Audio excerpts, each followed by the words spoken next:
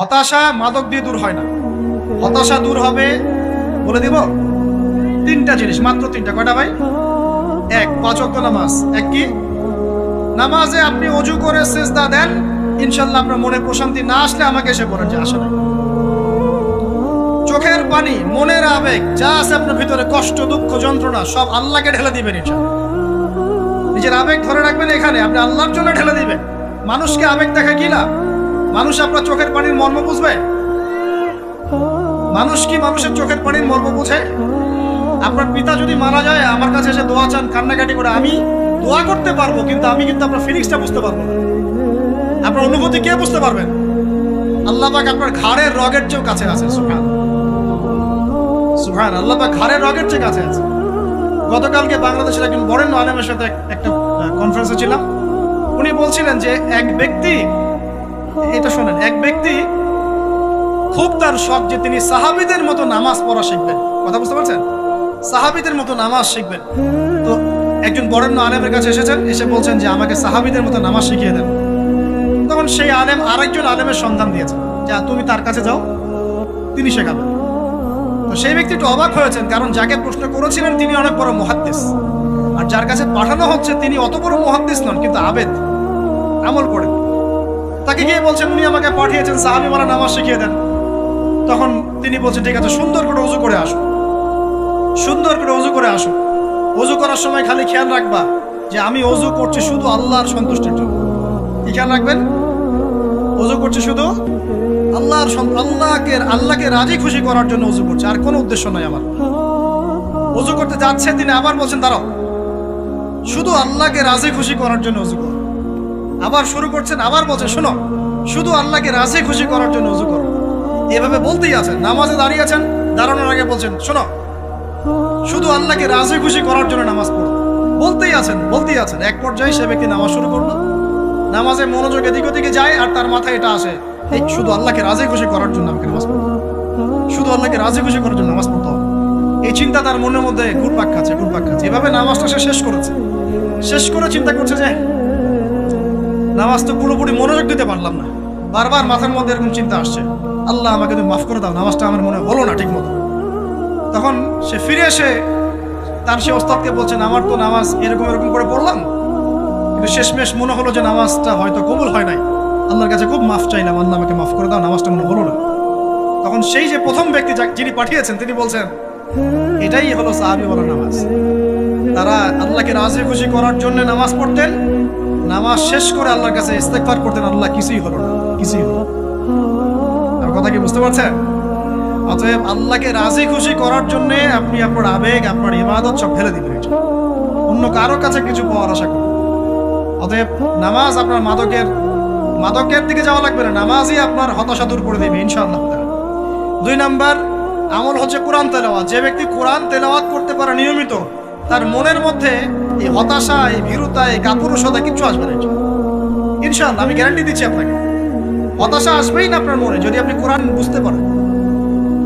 কোরআনের একটা আয়াত নিয়ে কোনো সময় দেখা যায় 2-3 ঘন্টা সময় পার হয়ে যাচ্ছে, আয়াতটা ছেড়ে সামনে যেতে পারছি না। কোরআনের ভিতরে ঢুকলে আপনি দুনিয়ায় ভুলে যাবেন কি হচ্ছে আশপাশে। আমি এমন অনেক আলেমকে দেখেছি যে একটা বই, পাতলা একটা বই, আরবি বই নিয়ে পড়া শুরু করেছেন, যে ফজরের পরে জোহরের ওয়াক্ত হয়ে যাচ্ছে, বইটাই শেষ করতে পারেন না। বুঝতে পারবেন না? যখন আপনি ইলমের ভিতরে ঢুকে যাবেন, কোরআনের ভিতরে, হাদিসের ভিতরে, আপনার দুনিয়ার খেয়ালই নাই।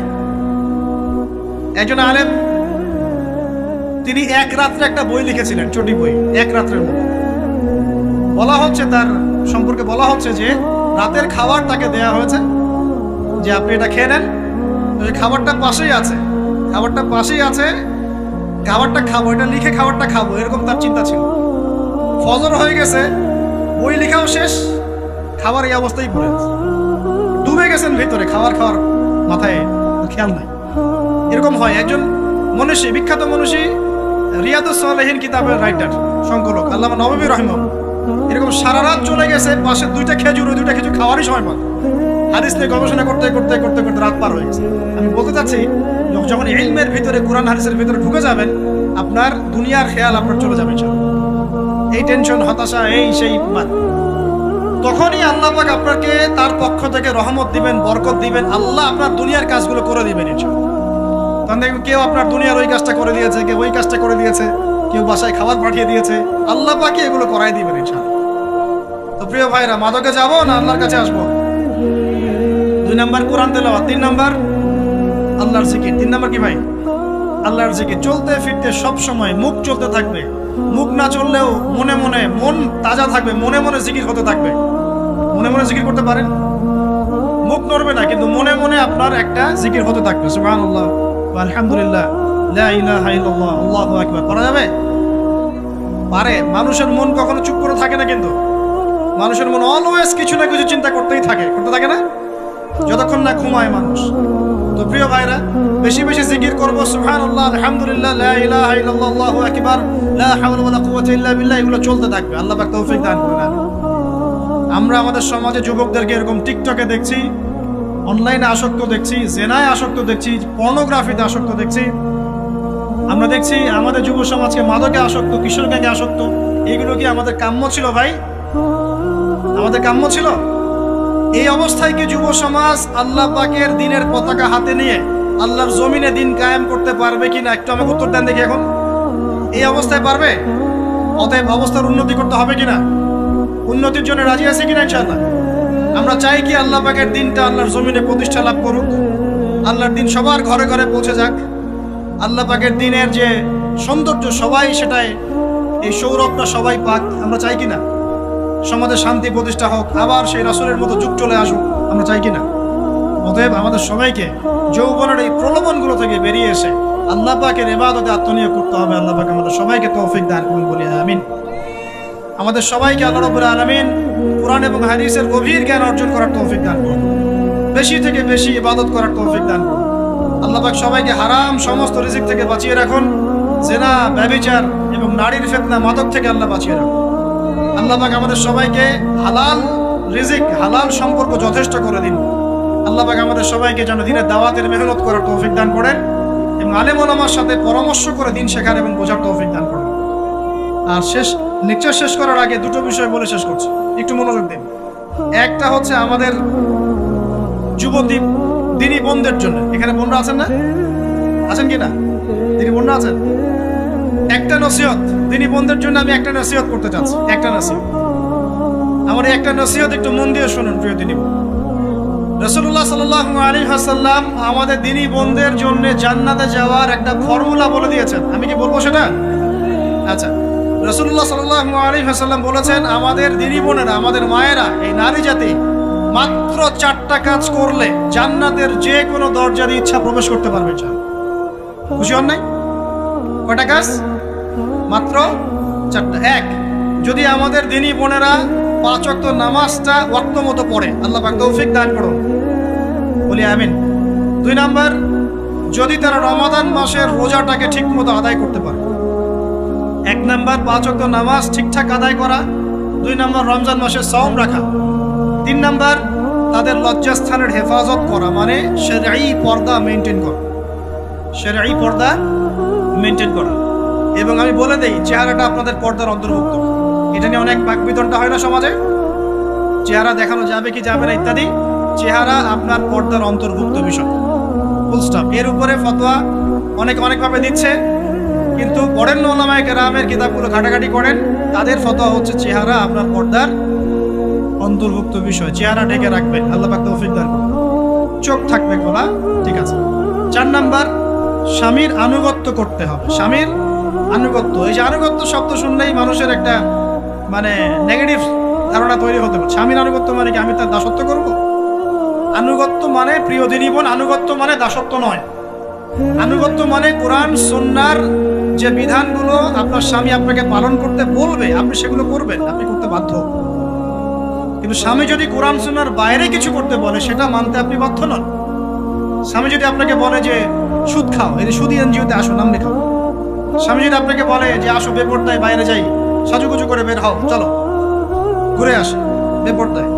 স্বামী যদি বলে দেবরকে একটু খাবারটা দিয়ে আসো, আমার অফিসের কলিগ আসছে, খাবার পরিবেশন করো, আসো ডাইনিংয়ে আসো। এই যে হারাম কাজ, বেপরদার আদেশ করছে, সুদের আদেশ করছে, আপনি সেগুলো পালন করবেন। কিন্তু কিন্তু হালাল বৈধ যে কোনো বিষয় আপনি স্বামীর আনুগত্য করবেন, এটা আপনার উপর ফরজ। এই 4টা কাজ যদি আপনি করতে পারেন, জান্নাতের যে কোনো দরজা দিয়ে ইচ্ছা আপনি প্রবেশ করতে পারবেন ইনশাআল্লাহ। আল্লাহ পাক আমাদের দিনী বন্ধুদেরকে এই 4টা কাজ করার তৌফিক দান করুন। আমাদের সবাইকে আল্লাহ পাক জান্নাতের জন্য কবুল করুন বলি আমিন। আরেকটা বিষয় বলতে যাচ্ছিলাম, সেটা হলো ওই যে প্রথমে বলেছি যে সূরা ইউসুফের সেই সমাধানটা বলবো কি না? আচ্ছা, সূরা ইউসুফটা ইনশাআল্লাহ আমি আরেকদিন পুরো সূরাটা সংক্ষিপ্ত করে আলোচনা করব ইনশাআল্লাহ। যদি একটা লেকচারে সম্ভব হবে বলে মনে হচ্ছে না আমার কাছে, 2টা বা 3টা লেকচারে নিয়ে আসবো ইনশাআল্লাহ। তবে আজকে একটা চিস্ট খালি বলছি। ইউসুফ আলাইহিস সালামের জীবনটা খুবই ট্র্যাজেডিপূর্ণ। নবীর পরিবার থেকে ভাইদের শত্রুতায় ওই যে কূপে চলে গেলেন, কূপ থেকে চলে আসলেন মিশরের বাজারে, সেখান থেকে বিক্রি করে দেওয়া হলো তাকে, রাজা তাকে কিনে নিলেন, তারপরে সেখানে তিনি বড় হতে লাগলেন রাজপ্রাসাদে। তারপরে ওই যে রাজার কি স্ত্রী তাকে জেনার জন্য আহ্বান করেছিল, সেখান থেকে তিনি জেলখানায় চলে গেলেন, আবার জেলখানা থেকে আবার মিশরের খাদ্য মন্ত্রণালয়ের দায়িত্ব পেলেন, তারপরে তিনি মিশরের শাসকের দায়িত্ব পেয়ে গেছেন, তাই তো? আচ্ছা, এর মধ্যে একটা জায়গা খালি বলবো আজকে। টপিকটা কি দিবা তোমরা? টপিকটা হচ্ছে চলমান বৈশ্বিক অর্থনৈতিক সংকটে ইউসুফ আলাইহিস সালামের সমাধান। মনে থাকবে? চলমান এই বৈশ্বিক অর্থনৈতিক সংকটে ইউসুফ আলাইহিস সালামের সমাধান কি ছিল? ইউসুফ আলাইহিস সালাম জেলখানায়, কোথায় বলেন তো? জেলখানায়। তখন দুজন ব্যক্তি তাকে বলছে, ইউসুফ, আমরা দুজন দুটো স্বপ্ন দেখেছি, তুমি কি স্বপ্নের ব্যাখ্যা দিতে পারবে? আমরা তোমাকে সত্যবাদী বলে মনে করি। ইউসুফ আলাইহিস সালাম বলছেন, খাবার আসার আগেই তোমাদেরকে স্বপ্নের ব্যাখ্যা দিয়ে দেব। একজন বলছে, আমি দেখলাম আমার মাথায় রুটি রাখা আছে আর পাখি এসে রুটির থেকে খেয়ে ফেলছে। আমার কথা বুঝতে পারছেন কিনা ভাই? আচ্ছা, 2 নাম্বার, দ্বিতীয় ব্যক্তি বলছে, আমি দেখলাম আমি শরাব পান করাচ্ছি আমার মনিবকে। কথা বুঝতে পারছেন? এখন ইউসুফ আলাইহিস সালাম বলছেন, তুমি যে শরাব পান করাচ্ছ মনিবকে, তোমাকে অতি সত্বর মুক্তি দেওয়া হবে ইনশাআল্লাহ। আর যার মাথার উপর থেকে রুটি খেয়ে নেওয়া হচ্ছে তাকে শুলদণ্ড দেওয়া হবে, মৃত্যুদণ্ড দেওয়া হবে। কি বললেন? একজনকে দেওয়া হবে মৃত্যুদণ্ড, একজন কি হবে? ছাড়া পাবে। আর যাকে মনে হলো যে এই ছাড়া পাবে, ইউসুফ আলাইহিস সালাম বললেন, তুমি যখন ছাড়া পাবে তোমার মনিবের কাছে, মালিকের কাছে আমার কথা বলো, আমার কথা আলোচনা করো। কিন্তু শয়তান তাকে ভুলিয়ে দিল, সে আর কথা বলতে পারবে। আরো কয়েক বছর চলে গেল, ইউসুফ আলাইহিস সালাম তখনও জেলেই আছে। একদিন এই রাজা স্বপ্ন দেখলেন। কি স্বপ্ন দেখলেন? যে 7টা পাতলা পাতলা গাভী, মোটা মোটা 7টা গাভীকে খেয়ে ফেলছে। 7টা কি গাভী? জীর্ণ শীর্ণ গাভী, 7টা মোটা তাজা গাভীকে খেয়ে ফেলছে। আর দেখলেন 7টা সবুজ শীষ। শীষ বোঝেন কিনা? এই ধানের শীষ না, আবার সবুজ শীষ। আর দেখছেন এই যে শীষ মরে গেলে যেমন দেখায় না একটা রং, এরকম শীষ। এখন রাজা খুব চিন্তিত হয়ে পড়লেন যে আসলে এই স্বপ্নের কি ব্যাখ্যা। তিনি সবাইকে ডেকে বললেন, স্বপ্নের ব্যাখ্যা কি তোমরা জানো? তখন রাজ্য পরিষদের এই যে এমপি মন্ত্রী যারা আছে তারা বলছে, না, এটা কি স্বপ্ন, এটা একটা বাজে স্বপ্ন, উদ্ভট স্বপ্ন, আমরা এটার মানে জানি না। আমরা হলো তাই তো বলতাম নাকি ভাই?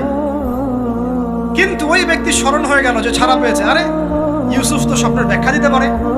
দৌড়ে গেলেন তিনি জেলখানায়। ইউসুফ আইয়ুহা সিদ্দিক, হে সত্যবাদী নবী ইউসুফ, আমাকে কি এই স্বপ্নের ব্যাখ্যা বলতে পারবেন? 7টা জীর্ণ শীর্ণ গাভী 7টা মোটা তাজা গাভীকে খেয়ে ফেলছে।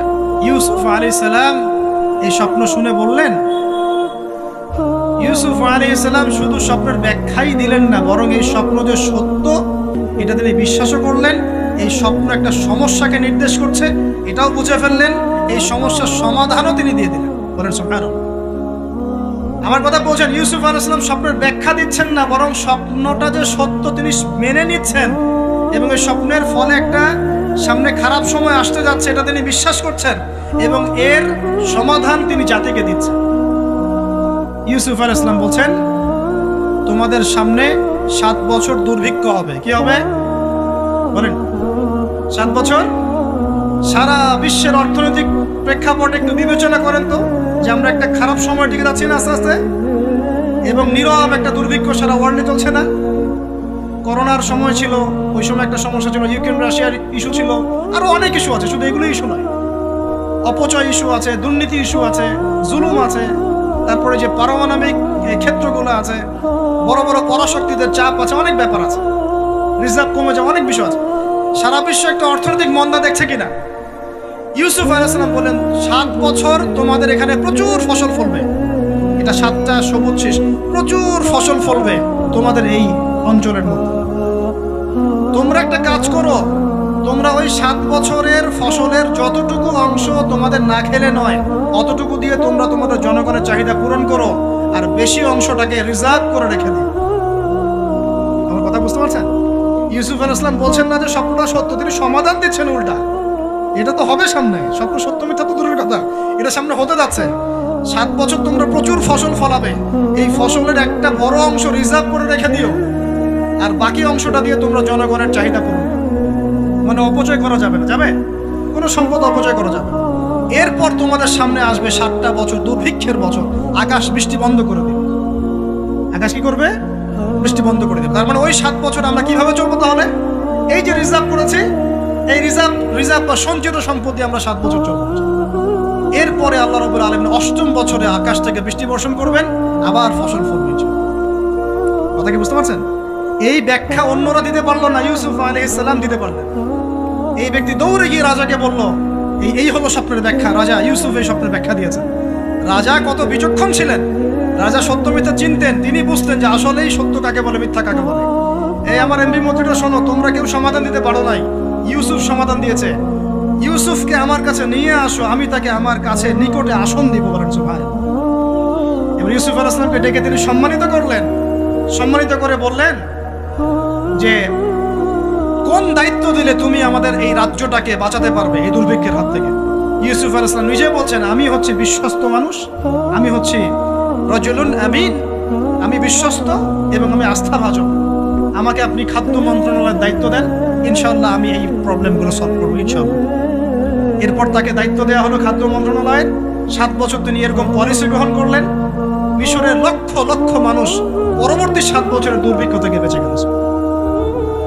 কোরআন তো মূল্যায়ন করি না আমরা, আর কোরআনের কথা যারা বলে ওদেরকেও মূল্যায়ন করি না।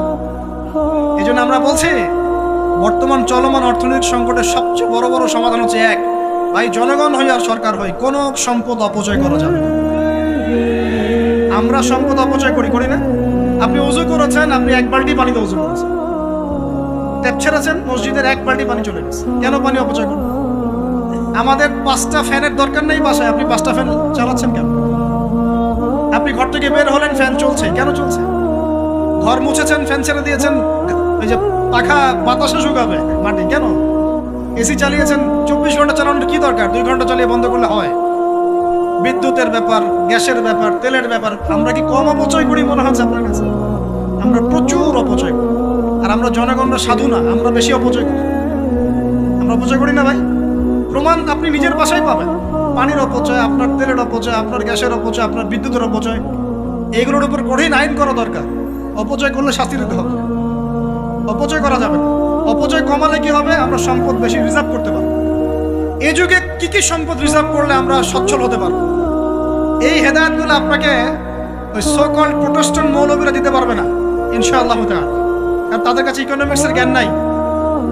এই যুগে যদি আমরা গ্যাস রিজার্ভ করতে পারতাম, তেল রিজার্ভ করতে পারতাম, গোল্ড রিজার্ভ করতে পারতাম, সিলভার রিজার্ভ করতে পারতাম, এবং যে কারেন্সি সারা ওয়ার্ল্ড ওয়াইড চলছে এখন, এগুলোকে রিজার্ভ করতে পারতাম, এবং জনগণের যতটুকুতে প্রয়োজন এতটুকু সাপ্লাই করে বাকিটা রিজার্ভ করে রাখতে পারতাম, আসন্ন সময়ে এটা দিয়ে আমরা বৈশ্বিক সংকট মোকাবেলা করতে পারতাম। আমার কথা রাগ করলেন? আমি কি কারো শত্রু, কোনো দলের লোক? আমি আপনাদের জাতির একজন, আপনার দিনই ভাই, আপনার শুভাকাঙ্ক্ষী, এবং আপনি আর আমি, আমরা ভাইয়ের মতো। কিসের মতো? নিজের ভাইয়ের মতো। আপনার গায়ে আঘাত থাকলে আমি কষ্ট পাবো, আপনাকে কেউ গালি দিলে আমি কষ্ট পাবো। আমাদের জনগণের ক্ষতি হলে আমাদের বুক কাঁদবে না? জনগণের ক্ষতি হলে, দুঃখ দুর্দশা হলে আমাদের বুক কাঁদা উচিত, উচিত কিনা? আমাদের সবাইকেই যার যার দায়িত্ব পালন করতে হবে। আমরাও অপচয় বন্ধ করে দেবো ইনশাআল্লাহ। রাজি আছি ইনশাআল্লাহ? যত বাকি বকেয়া সব আছে সব পরিশোধ করার চেষ্টা করবো ইনশাআল্লাহ। আমরা সরকারি সম্পদ অন্যায়ভাবে আত্মসাৎ করব না, এবং আমরা আমাদের সমাজে যত দুর্নীতি আছে এটা বন্ধ করতে হবে। যত প্রকার দুর্নীতি আছে বন্ধ করতে হবে, যত কালো টাকা আছে সাদা করতে হবে। এবং সাস্টেইনেবল অ্যাসেটগুলোকে রিজার্ভ করতে হবে, তাহলে আগামীতে বিশ্ব ডুবে যায়, যাক বাংলার মাটি ডুববে না ইনশাআল্লাহ। ইউসুফ আলাইহিস সালাম এই হেদায়েত আমাদেরকে দিয়ে গেছেন, কোরআনের মাধ্যমে আল্লাহ এই হেদায়েত আমাদেরকে দিয়ে গেছেন। আল্লাহ পাক আমাদের সবাইকে কোরআন বোঝার তৌফিক দান করুন।